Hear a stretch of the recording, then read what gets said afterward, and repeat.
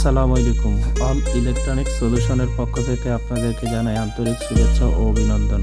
আমরা ভিডিওতে যেই ফ্যাটলক মেশিনটা দেখতেছি জ্যাক ব্র্যান্ডের, এটার সমস্যা হলো এটা পাওয়ার আসে না। খুব দ্রুত কিভাবে এই সমস্যার সমাধান করা যায় এই বিষয় নিয়ে আজকে টোটালি আলোচনা করার চেষ্টা করব।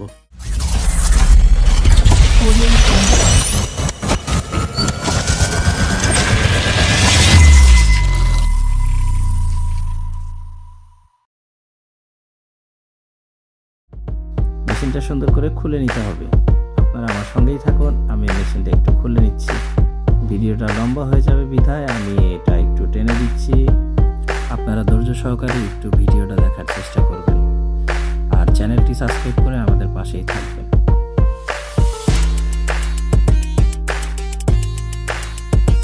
কভারটা খোলার পরে আমি দেখতেছি যে এখানে 100 UF 10 ভোল্টের যে ক্যাপাসিটর থাকে পাওয়ার সেকশনের আউটপুটের এখানে একটা ক্যাপাসিটর ফুটে গেছে। আরো সুন্দর করে আপনাদের বোঝানোর সাথে আমি একটু ভালো করে খুলে নিচ্ছি, আমাদের সঙ্গেই থাকবেন। আমি বোর্ডটা খুলে নিলাম।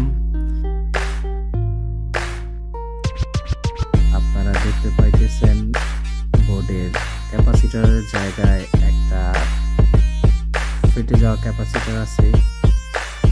এই যে দেখতে পারতেছেন এখানে এটা ফুটে গেছে। এখন আমি এটা চেঞ্জ করে দিয়ে আমি আরেকবার লাগিয়ে দেখব যে আসলে কি শুধু ক্যাপাসিটরটা ফেটে গেছে না আদার সাইড কোনো প্রবলেম হয়েছে। আমাদের সঙ্গেই থাকবেন, সাবস্ক্রাইব করে আমাদের পাশেই থাকেন।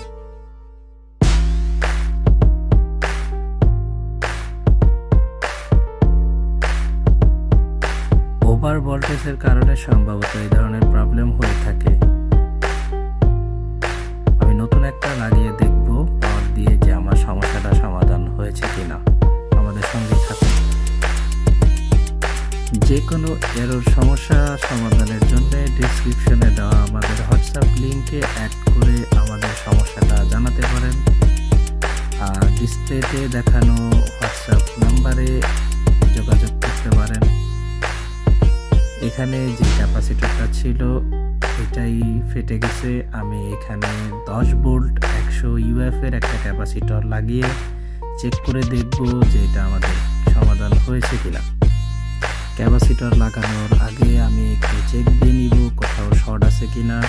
ক্যাপাসিটর লাগিয়ে ফেলছি, আমি এখন একটু চেক দিয়ে দেখলাম না আমার সমস্যা সমাধান হয়নি।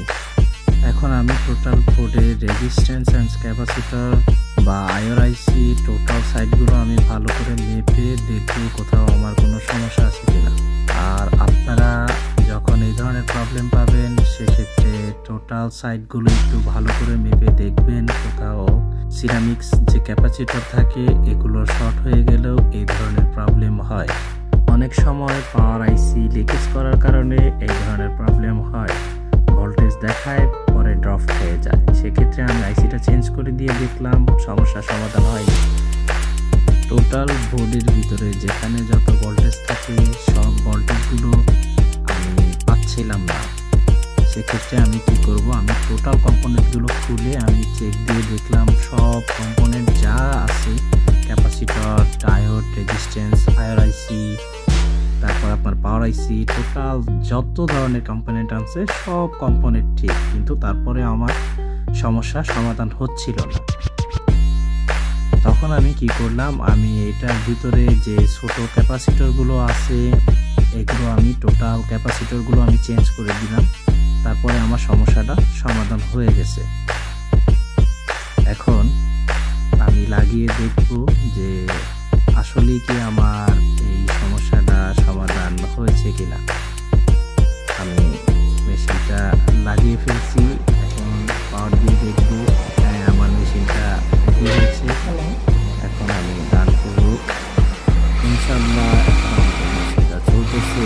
এরকম নতুন ভিডিও পাওয়ার জন্য আমাদের সঙ্গেই থাকবেন, সাবস্ক্রাইব করে বেল বাটনটা অন করে দিবেন সবার আগে যাতে আমাদের ভিডিওর নোটিফিকেশন আপনাদের কাছে পৌঁছে যায়।